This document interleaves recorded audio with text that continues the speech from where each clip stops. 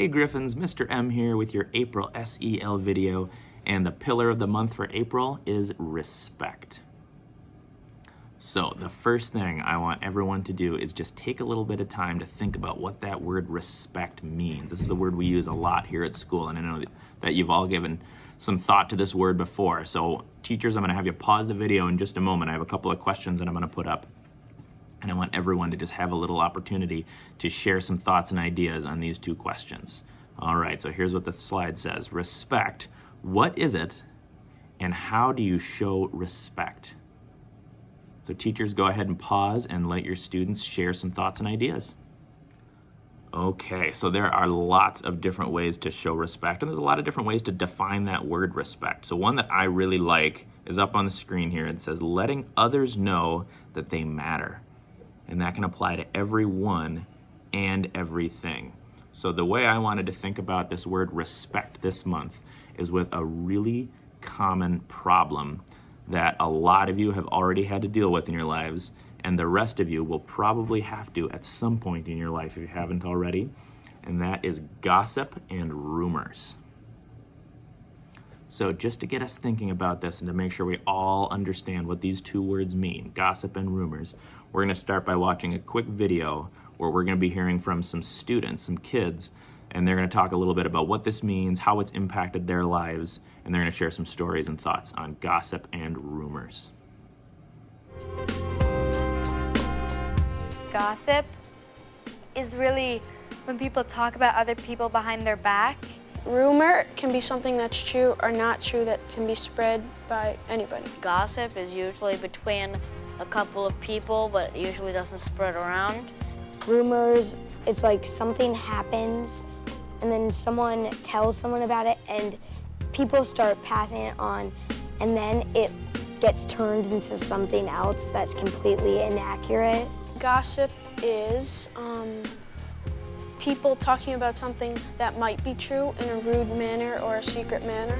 Rumors are something that are spread deliberately to either get the person in trouble or hurt the other person's feelings. They're pretty much the same thing, because most of the time neither one of them is true. People do gossip sometimes to be funny or to just talk about something they don't want to talk to other people's face. They are angry at the person they plan to spread a rumor about, and they want to make that person feel under a lot of pressure.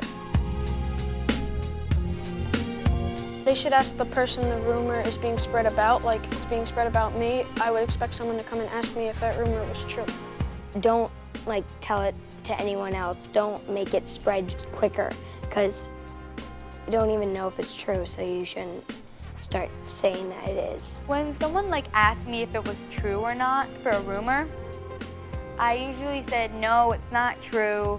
And who told you this? And sometimes I can trace it back to who started it, but usually it just goes around in circles, so I just forget about it. People hear about a rumor and they're not sure if it's true. They should probably ignore it for a couple of days, and if it still keeps going, they should probably ask a person who knows about it who said it, and then ask the person who said it why they said it.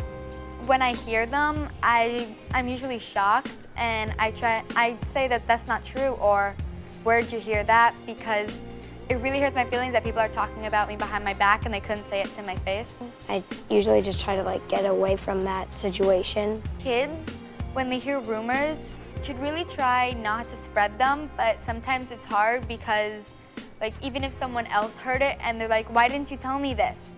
Or did you know this? And then you have to be like, yeah, I just didn't want to tell you. And that can sometimes get people mad at you. They should probably find out who started it, and they should tell them to just stop doing that. So now that we've heard a little bit about how gossip and rumors work and how they can impact each other's lives, I want you to answer this question up on the screen. It says, what can you do about it? So you as a student, you have lots of power, we know that.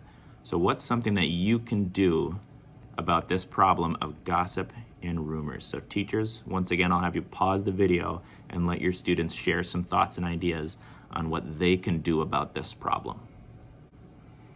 Okay, so hopefully one of the ideas that came up was the idea of being an upstander, was standing up to gossip and rumors when you hear it. So if you hear someone else doing it, to stand up, to say something. We've talked a lot this year about what it means to be an upstander and how important that job is and how much trust we put into all of our Griffins here to be upstanders for each other.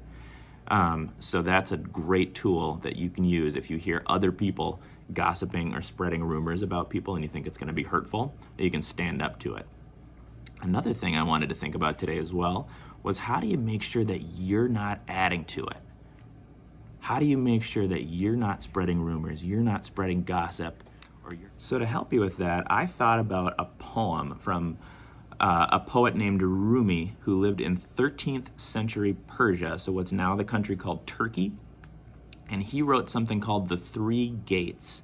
And I think this is a fantastic tool for everybody to have to make sure that you're not spreading gossip, spreading rumors, or saying things that can hurt other people. So here's what this poem says. It says, before you speak, let your words pass through 3 gates.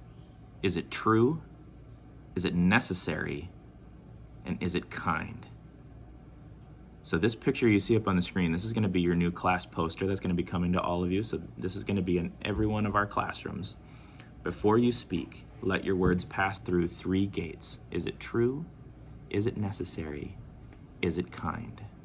So when we're talking to each other, when we're talking to our friends, to our teachers, to our parents, to anybody in the world, try to let your words pass through all 3 of those gates before you say something. And if it doesn't pass one of those, then you can stop and you can think of it a different thing to say. Is it true? Is it necessary? Is it kind? So when I come into your classrooms this month, we're going to get a little bit of practice with this. We're going to be trying to think through, how do we use these 3 gates to make sure that the things that we say are kind and helpful and they're not hurting other people. So here's the last thing I want you to do. We're going to do a little partner talk here at the end just to close out our video today. And in this time, I want you to get together with a partner. Teachers, I'll let you decide how to partner them up today. Maybe it's the person sitting right next to them. Maybe they already have a classroom partner, or maybe you have another way that you'd like them to work with a partner today. But I want everyone to have a little time with another student to have a conversation about this question. So it says, how could you use the 3 gates to prevent gossip and rumors at ERA? So teachers, once everyone's had a chance to talk with their partner and share some ideas on this question, that's the end of our SEL video for this month. So I really look forward to coming into each of the classrooms and talking a little bit more about how these 3 gates can help us all make sure that we're treating everyone with kindness and respect this month. All right, let's have a wonderful April, everybody. Bye-bye.